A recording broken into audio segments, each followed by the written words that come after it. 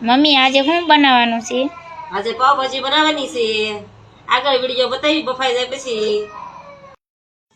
હાલો મિત્ર, મસાલા જો રેડી થઈ ગયો છે બટે પાવભાજી નો જો. ડુંગળી, કોથમરી, ટમેટા અને ખાંડેલી ચટણી છે અને મસાલો બધો. હવે શરૂ કરી દઈએ.